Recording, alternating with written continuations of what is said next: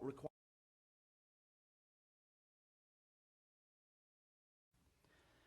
So, first you have data, which refers to facts and statistics. The second level in the DIKW pyramid is information. So information is when you are able to give data context. You've heard the word text and context. Text refers to the word, the phrase itself, the text itself. Context refers to the situation which surrounds the text, which gives it meaning. And there are many, many examples of this. I mean, you can pick out a single word or a single phrase in the Arabic language, or say from the Quran or from the Hadith. In and of itself, it might not have a meaning. But once you place it within a specific verse or a specific group of verses, you have now given it context. Thus, you have added to it meaning. So this is information. Beyond information, you have knowledge. And knowledge refers to a synthesis of multiple sources of information. And that's what we refer to in the Arabic language as ilm. When we say ilm, this is knowledge. This is a synthesis of multiple sources of information. So when the Quran says that we gave the prophets Dawood and Sulaiman and Yusuf and other prophets, when we gave them ilm, we gave them a synthesis of multiple sources of information. You begin to connect the dots, how this piece of information is related to that piece of information. وَعَلَّمَ آدَمَ الْأَسْمَاءَ كُلَّهَا. Allah subhanahu wa ta'ala says that when He created Adam, He endowed him, He taught him, He gave him not just data, not just statistics, not just information, but He endowed him with knowledge. Meaning that He endowed him with the ability to connect these pieces of information together and to begin to develop a higher level of understanding. Beyond knowledge and the highest level of understanding is called hikmah. And the word hukum, judgment or discernment, is related to hikmah. It is having wisdom. Wisdom is the highest level of understanding that we can achieve. And wisdom takes knowledge, ilm, to a higher level. It's knowing not just the how and the what, but knowing the why. Developing an appreciation for something. Knowing the difference between right and wrong. Knowing the difference between ethical and non-ethical. And that's what separates true ma'rifah, understanding, from just having knowledge. You know, you look at the world today, there's no lack of data, there's no lack of information, and there's no lack of knowledge. What there is a lack of is applied knowledge, which is wisdom. And wisdom is discernment between right and wrong. Wisdom is discernment between ethical and non-ethical. So you have leaders who are knowledgeable in the fields of business and politics and law and medicine, but what happens when you are equipped with knowledge, but there is no wisdom behind it? What to do with that knowledge? You have disasters, and this is why we have disasters in the medical field sometimes, or in the political field, or in the business field. It's because you have people who have knowledge, but there is no wisdom behind it. There is no virtue, there is no right and wrong. So in chapter number 38, verse 35, Sulaiman has a request from Allah subhanahu wa ta'ala. He says, قَالَ رَبِّ اغْفِرْ لِي. Oh Allah, forgive me. Because in the verses that precede, it is suggested that Sulaiman was so enchanted with some of the worldly things that God had granted him that he had forgotten his prescribed time of prayer. So he asked God to return the sun from the sunset, to bring daylight back so that he can give his prayers. So to follow up with that, he says, قَالَ رَبِّ اغْفِرْ لِي. Oh Allah, forgive me. وَهَبْ لِي مُلْكًا لَا يَنْبَغِي لِأَحَدٍ مِّن بَعْدِي. And grant for me, moving forward, a type of kingdom, a type of dominion that you shall not grant to anyone after me. Now some people take this, some commentators, they take this in the literal sense. They say that because he was afflicted with an illness that made him so sick that he thought that he was going to lose his rule over the kingdom, he asked God to grant him life, better life, so that he can continue to rule. Some commentators, they take a more metaphysical meaning. And they said that, no, it wasn't that he asked God for more life. What he was asking God at this moment was inner mastery and wisdom. That in the same way that he had given him external strength, external power, he asked God to give him internal power. What in today's world they refer to as mastery, which is mastery of the internal world. Mastery of the self. And that is wisdom. That is the height of true understanding. The reason I bring this up is because I believe that we live in a world where data and information and even knowledge is at our fingertips. There's no abundance. You go to how-to videos, and there's a how-to video for everything. They're saying that YouTube is now being used as a platform in the same way that Google was used many years ago, as a search engine. So instead of people going to Google first, they go to YouTube first because they know that there's an abundance of information videos, of how-to videos. So there is an abundance of information, but what people are truly searching for is wisdom, not just information. People are searching for applied knowledge. People are searching for the truth. And especially you find this and you feel this during times of turmoil and instability and uncertainty. That people want true wisdom in their life, not just the noise and the information that exists out there.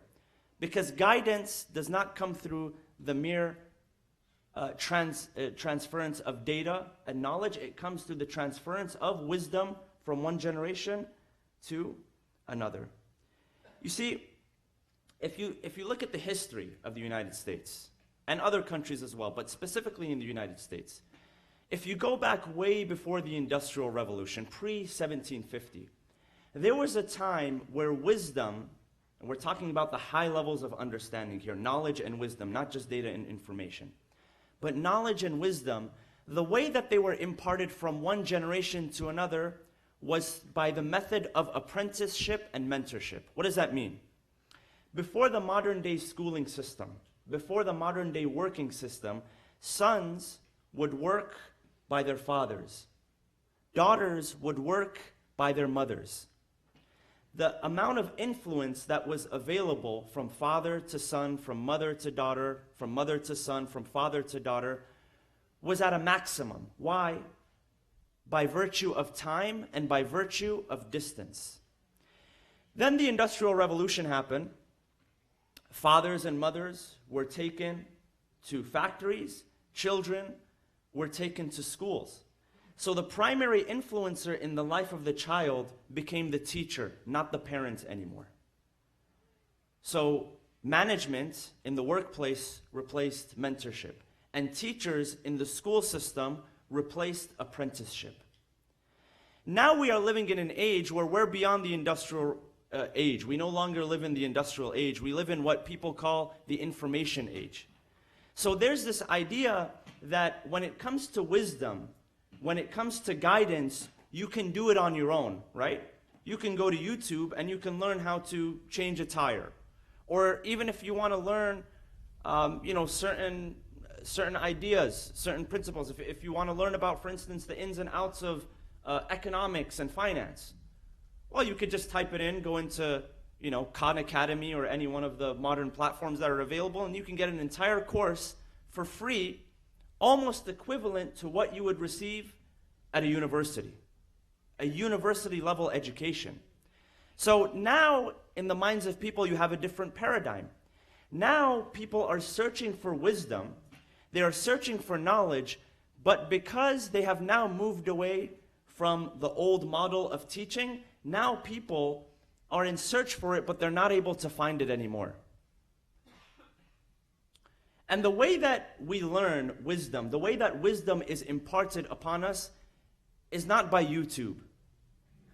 It's not by Khan Academy. There's only so much. Those are great platforms for education, and for research, but there's only so much that you can get out of it. In order to receive wisdom, you need a leader in your life. You need a person in your life. Wisdom is developed by virtue of relationships with people who have achieved, who have applied knowledge.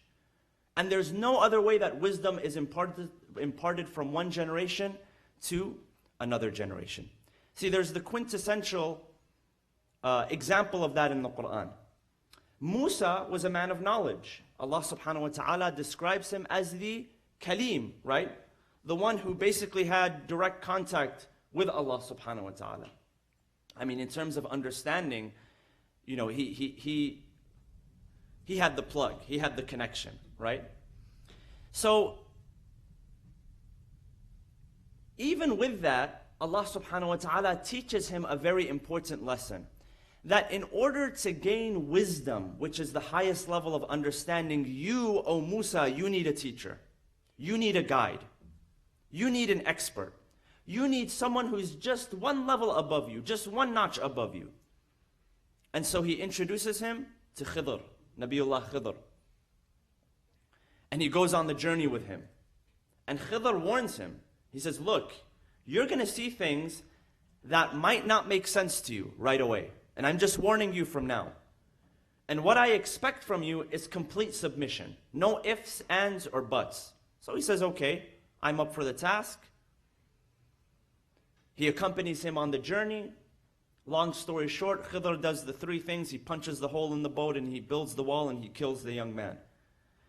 And Musa considers himself a knowledgeable, logical person. He's seeing these events unfold in front of him, but he's still not understanding what's happening. And the reason he could not understand it is because he did not have wisdom and insight at the level that Khidr did. And that's how God taught him the lesson. And in the end, it was just too much for him. And so Khidr tells Musa, هَذَا فِرَاقٌ بَيْنِي وَبَيْنِكَ. See, sometimes we're going to come across people that are much wiser than us. They have much more insight. But we walk away from them not because of their inadequacies, but because of our own inadequacies. So many times, you know, you learn a lesson in your life, something happens in your life, and you don't realize the wisdom behind that lesson until maybe 10 years later, or 15 years later, or sometimes even 30 years later. That's what's so special about hikmah. That's what's so special about wisdom.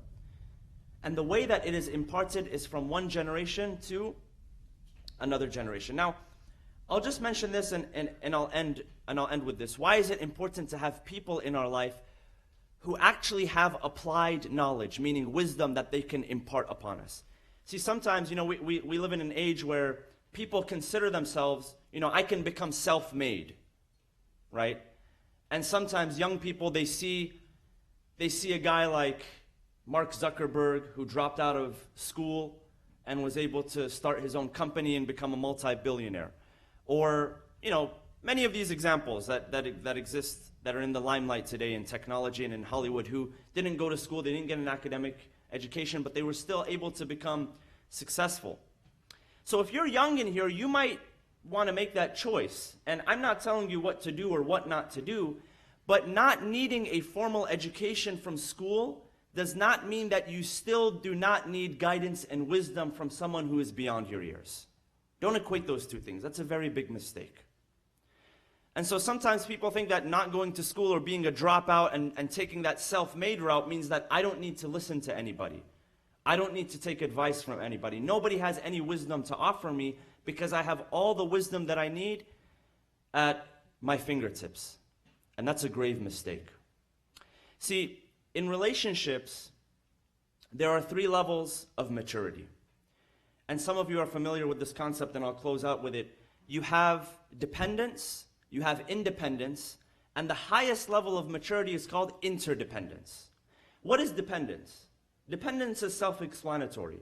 When I'm born, I am dependent on my parents for a certain number of years. Allah subhanahu wa ta'ala describes this in the Quran. He says, Allahu alladhi khalaqakum min dha'f. That God created you from weakness, physical weakness. ثُمَّ جَعَلَ مِن بَعْدِ ضَعْفٍ قُوَّةٍ. After weakness, you were given strength. ثُمَّ جَعَلَ مِن بَعْدِ قُوَّةٍ ضَعْفًا وَشَيْبًا. And after strength, you decline again. You're on the descent.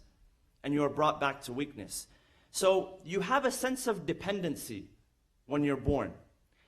Then, the next level is independence. And the challenge with society is most people get stuck at the level of independence. And they don't move beyond independence to the level of interdependence, which is what we should shoot for.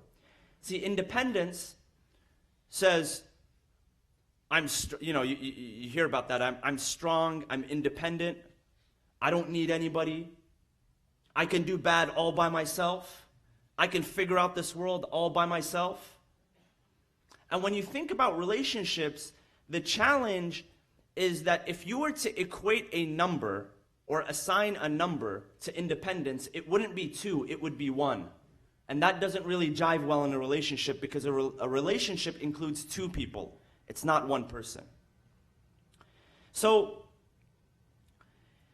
beyond independence is interdependence. And interdependence is when we can depend on another person, however, we don't depend on another person for all of our needs. See, as human beings, we can never be fully independent. Why? Because even if you don't have people in your life, even if you behave in a way where you push people away, you are still dependent, whether you realize it or not, on Allah subhanahu wa ta'ala. So a human being can never truly be independent. However, we can achieve interdependence. And interdependence is when we have enough security that we can live harmoniously with other people. And that's the height of relational maturity. I mention this because the way that wisdom is imparted and knowledge and character is imparted from one generation to another generation is through interdependence. When you realize that, yes, I am strong, I am sufficient, but at the same time, I am in need of others to impart wisdom upon me.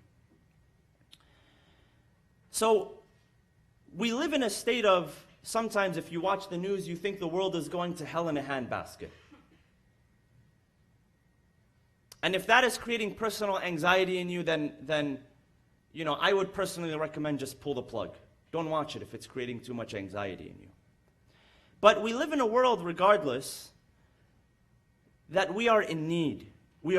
People are searching for the truth. People are searching for wisdom. And the madhab of Ahlul Bayt alayhimus salam, we have it right in front of us. Friday is a very blessed day, brothers and sisters. It is a day of forgiveness. It is a day which we turn to Allah subhanahu wa ta'ala and we proclaim our need, our faqr. And it's the highlight of our week because it is the day that we dedicate and in which we honor the 12th Imam, Al-Imam Al-Hujjah, Ajjalallahu Ta'ala Farajahu Al-Sharif.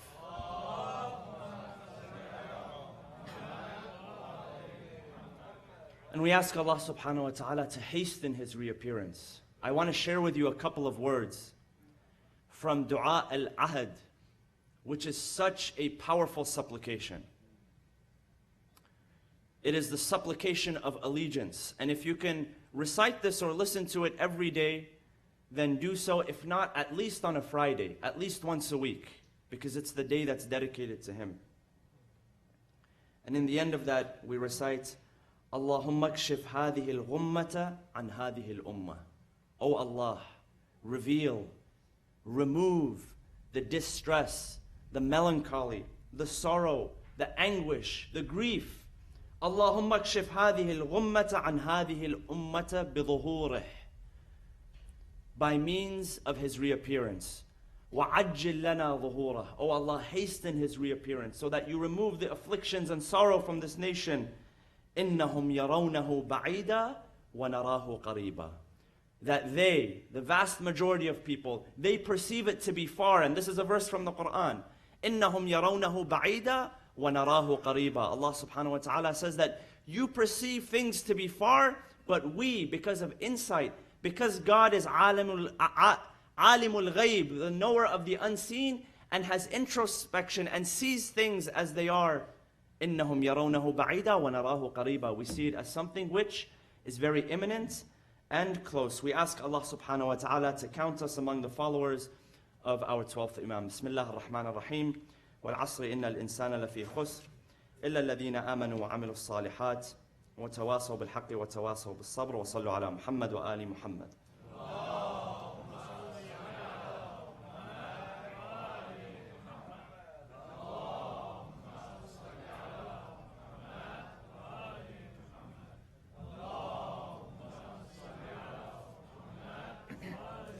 بسم الله الرحمن الرحيم. الحمد لله رب العالمين، نحمده ونسبحه ونقدسه على آلائه ونعمائه، ونشهد أن لا إله إلا الله وحده لا شريك له، ونشهد أن سيدنا محمدا عبده ورسوله.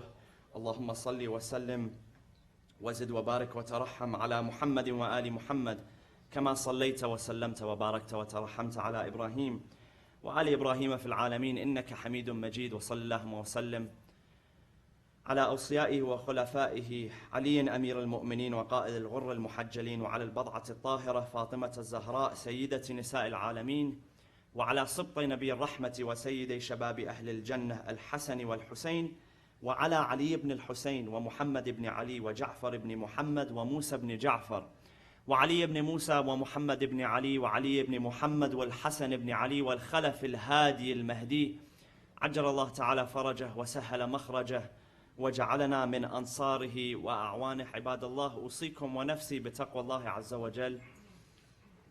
It's narrated that the 13th of Jamad al-Awwal, one of the narrations that describes the day of the martyrdom of Sayyidat Nisa al-Alameen, Fatimah al-Zahra, salawatullah wa salamuhu alayha.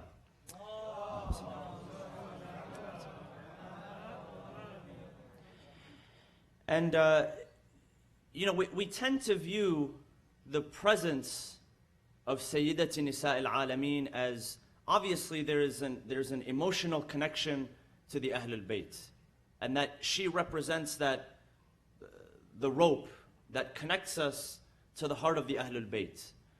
The Prophet described her as Abiha, the father of her mother.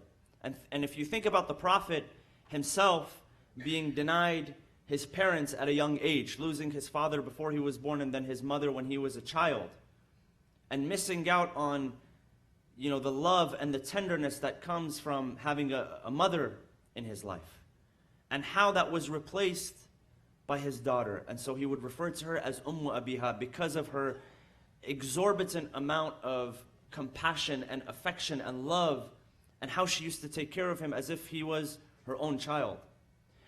But Fatima was also more than that. She was the carrier of the intellectual legacy of Rasulullah sallallahu alaihi wasallam. She was one of the first teachers, one of the first female teachers in Medina. Narrations tell us that Abdullah ibn Mas'ud, who was one of the trusted companions of the Prophet, came to Fatima al-Zahra alayhi salam after the martyrdom of the Prophet, and he said to her, and this was a man who had already recorded so many of the narrations of the Prophet, but he said to her, is there anything more that the Prophet left with you that perhaps he did not share with us that we can benefit from after his passing? And so she turned to the maid that was in her home.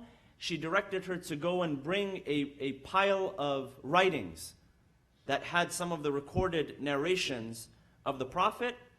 And so when the maiden came back, she said, you know, I can't find where I placed them. She said, find them, for these teachings are as important to me as my own two sons. So in the same way that she was a caretaker for her own children, the grandchildren of Rasulullah, she was a caretaker of the intellectual legacy. She was a person of wisdom. And so just a little bit, and I'll end with this, to build off of what I was speaking before. We live in the age of facts. We live in the age of statistics. We live in the age of information, and we live in the age of data, but people are searching for wisdom. And one of the things that separates people of wisdom and people of non-wisdom, if you will, is judgment and discernment. I want to share with you just a couple of narrations, and I'll end with this. Imam Ali alayhi salam describes what it means to be an idiot, idiocy. He says the following. He says you can identify idiocy in a man, or a woman, let's be fair, by three things. He speaks in matters that are not his business. Number one. What's not his business, you always find that he has an opinion. And we live in a world where everybody has an opinion, right? So he speaks in matters that are not his business. He answers questions not directed to him and is reckless in his actions. These are three attributes. Another narration is from the Prophet Isa alayhi salam. Jesus was asked once about the definition of an idiot. He said, he is fond of his opinions. He loves his own opinion. And of himself. He thinks all virtue belongs to him and no one else. And he has every right, meaning that he believes he has rights upon people, but no rights for others upon him. That is the idiot whose cure is hopeless. And I wonder how many people we have today who fit this description. We ask Allah subhanahu wa ta'ala to protect us from this fitna, from the fitna of idiocy. We ask Allah subhanahu wa ta'ala to grant us wisdom in our affairs so that we know the way forward. We ask Allah subhanahu wa ta'ala to protect all of our brothers and sisters in humanity worldwide who are in need of our dua, in need of our supplication. We ask Allah to place a hedge of protection around all of those people. We ask Allah subhanahu wa ta'ala to grant patience to the families of those people who were lost in this past week and the many tragic events that happened around the world. Bismillah ar-Rahman ar-Rahim. Allahumma aghfir lil mu'minina wal mu'minat wal muslimina wal muslimat al ahya'i minhum wal amwat tabi' baynana wa baynahum bil khayrat innaka mujibud da'awat innaka qadil hajat innaka ala kulli shay'in qadir bi rahmatika ya arhamar rahimin. A couple of quick announcements. We have, first of all, not this Saturday tomorrow, but the Saturday after, January 18th, we have the Ladies Circle and the Quran session. The Ladies Circle from 4 to 6 p.m. and the Quran session from 6:30 to 9 p.m. At the end of this month, January 25th, 26th, and 27th, we are commemorating the Fatimiyya program. We have a guest speaker, our dear friend Sayyid Abbas Razaviyan is coming in. Saturday and Sunday will be in English, and Monday will be in Farsi, inshallah. We are also pleased to announce the dates for the youth camp this year in the summer, which will take place from June 19th, 20th, and 21st. For those of you, please subscribe to our emails and you'll receive this information on